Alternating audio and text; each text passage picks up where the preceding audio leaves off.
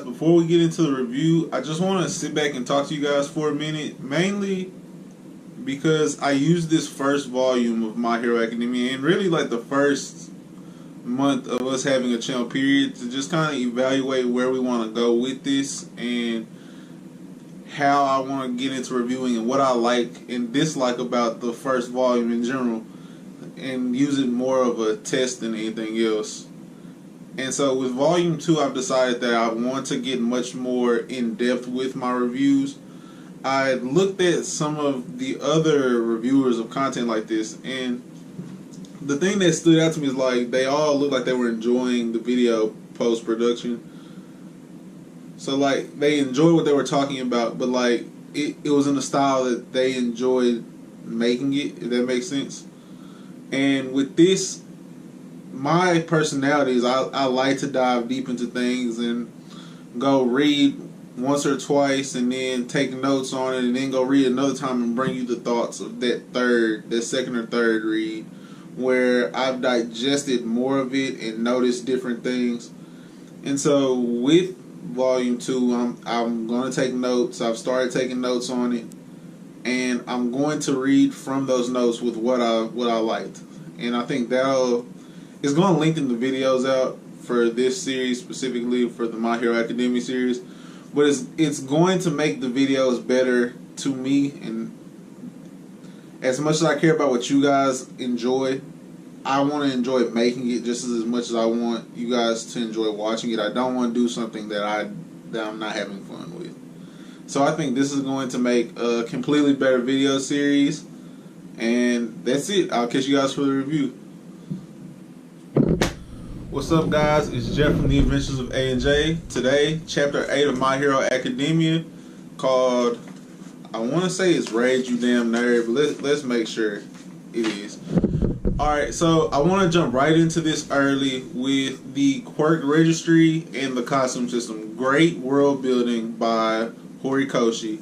And the quirk registry system, basically everyone is tested at the beginning of elementary school, in the beginning, like entering into junior high, and they take those two results, and that's basically what's written down for your quirk so that everyone understands what's going on.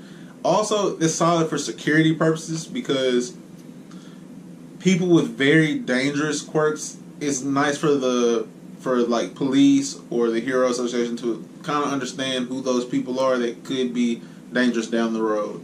Then the costume system is also explained in this chapter, where going into like hero training high schools or hero developmental high schools, you submit your quirk and any special requests that you might have into a third-party company, and they ship out a costume based off of what they feel will suit you best. And even though it's not like the craziest thing that they could have in the story, that Horikoshi could have going on in the story, it's still a really nice touch, and it gives you a greater view. Also, like the fact that they use a town hall and they use elementary school as like measuring spots and places where you register for stuff, and there's a third-party company that handles things for high school. It's very real world like, and it builds the world of My Hero Academia. Next, I want to go to Deku's costume, and it's a special touch for me, mainly because it's something his mom made, and even though it's so completely different, my mom had put my number on a towel. Like, she went and bought a towel when I was playing in high school. She went and put my number on a towel and stitched it in herself instead of getting the screen printed. And like, I rocked that towel for every game. I almost started rocking it in college if it would have matched. Just my high school colors didn't match with the college I played for. But it's one of those things where you feel a very emotional connection to this, and it makes you want to go do your best. Just because you have such support from someone else that they were like, I know that you can go buy a Nike towel, or I know like you probably already had like your dream costume in mind, Izuku, but like I saw your notes and I made this for you to just show how much I'm supporting your dreams and, you know what I'm saying, all your ambition, really. And that's just dope, man. On to the next costume that I'm like a huge fan of. Y'all know I love Bakugo. And his entire design for his costume is he's not drawn like a hero. He's not drawn like a hero. But it's like, it's so him. It's brash, it's aggressive. He has the grenade gauntlets going on with the grenades on his belt. There's even a small panel that like says he has like the knee pads are for killing with his knees. And it's like everything about him screams almost villain. Like he's villainous in a lot of ways. But the design is awesome. And surprisingly, I also really liked Ida's design. I touched on it in the last review, but I really liked Ida's design just because it's very... How can I put it? It's cooler than his personality is. His costume, that is. His costume is cooler than his personality is. And I kind of compared it to like Robotish earlier, but I do like it. I do like it.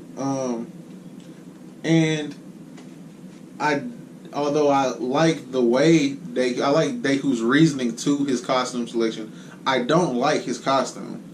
He's like a big smiling rabbit, and All Might peeps it. All Might notices it in this chapter. He's like, "Huh, you're kind of alerting everybody that the one for all, we share that connection." And All Might's like, "Bro, you really can do better with this." But I'm kind of guessing that all of them will go through a costume change just because it's so early and that the design can get stale. So I'm interested to see what Deku's next costume, or maybe even his final costume, will be like. I just can tell that this won't be it. I'm pretty sure there's like a panel. It's not in this chapter. It's in the chapter before this one, 7, maybe even 6, where they say that All Might's dressed in like a retro costume for class. So he's even shown different costumes before. So that's gonna be interesting. God dog, I got so many notes in here. Alright, so what's up with the guy who's half the thing from Fantastic Four? Like what's going on with some of these characters in the background? I'm interested in. Horikoshi told us like you're finna get like an influx of characters in this next volume. So I'm ready to see like some expansion on all of these different people we're running into. Just because a lot of them have very unique designs, but with such a large scale cast, it's going to take time to delve into what this guy does or what this girl does. And I don't know, just me being the type of person who enjoys like character development. Character development is my favorite part of manga and anime period, because I think that's where you can see it because of how long they usually go and how much content there is out there for it. You get to see like the progression of a person in front of you. Just take Naruto No Shadow Clones to Naruto Hokage as an example. Like you get to see that type of growth, and I'm excited to see what kind of growth Horikoshi can make for all of these characters. I want to see what type of attachment we can draw to some of these characters besides just Deku and Bakugo and All Might. Let's see here. The quote from All Might. Practical experience is the best teacher of the basics. It's such a powerful quote in the way that it's true for so many things, where the best way to learn something is doing it. And I am that kind of learner, so maybe that's why I felt it to be so powerful. But it's almost as if he's like, look, all that classroom stuff does not make you the best hero. And there's been this trend going of All Might just not being a good teacher. He's not a good teacher. But a lot of it is because it's hard for people who are great at things, and I'm probably jumping the gun a little bit on this, but it's hard for people who are like really good at stuff to teach. And so like you see it with him telling like, hey, you might just need to get out there and go do it to feel it. It's kind of like how he told Deku before the entrance exam, like, just clench your butt cheeks and feel, or whatever he said, whatever the wording was.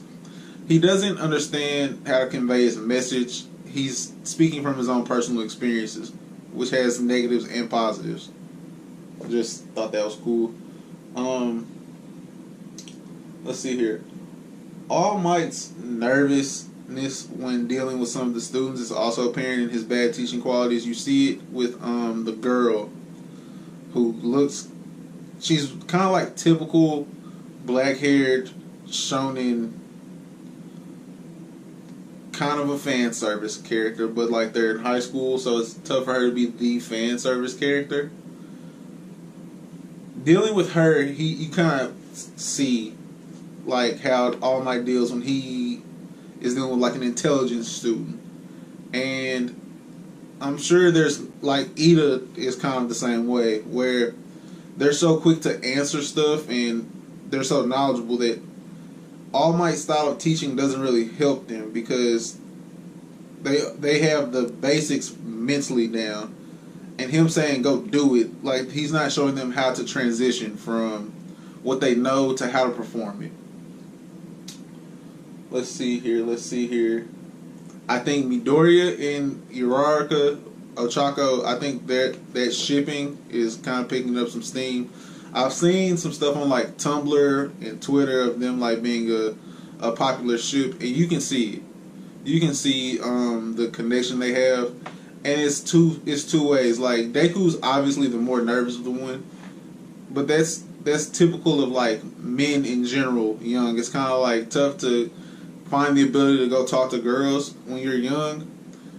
But in the same way, Ochako can tell that he's interested, can tell that he's interested in her, and will go spark conversation with him. And she's also generally interested in like what he's got going on. So it's more than just like, oh, I like talking to you, I like the small chat with you. Because she also is interested in like, oh, your costume is very unique, it's different, where'd you get it from, to be able to really get to know Deku. I think that the further along we get in the story, the shipping of them is going to be like real. It's going to be something that's really going on. Let's see here. What else we got? Oh, for sure. The gag that's going to start going on with the perv, the guy that has like the bald head, is always there. It's always there in every shonen. And my favorite, a few of my favorite shonens all have them. I mean, you have Jiraiya as the perv in Naruto, and he pervs out over everyone. You have Sanji and everyone, but mainly Nami and Robin. And then you have like Lubbock and Leone from Akame Got Killed is another one. That's another one. The guy with the bald head and the girl that looked like Bo Hancock, like the black-haired girl. I think that they're going to have the running gag, and that's one of my favorite running gags. My favorite characters, or a few of my favorite characters, are usually the pervs, just because I find that dynamic funny. And so to see it introduced here, and it's in a different situation where we have a big cast, but it's not one of like the main people. Like Jiraiya is an essential. He's not a part of Team 7, but like he's a bigger part of Naruto than we feel bald head kid's gonna be. Let's see here. I think Uraraka's bubbliness paired with Deku's critical thinking and overthinking with how she's so lighthearted, I think that's a great pairing for them in terms of a team, in terms of relationship too. But for this exact exercise that they're headed towards, I think that's a great pairing, just because it's not like he's having to think for two people. All he's got to do is tell Ochako what to go do, and she's gonna be like, all right, cool. Like, I understand that you're a thinker, you're a plotter. And it's almost, he's similar to Shikamaru in his ability to go strategize and game plan. But it's because he understood what he wanted to do from such a young age, and he's targeted in his own way.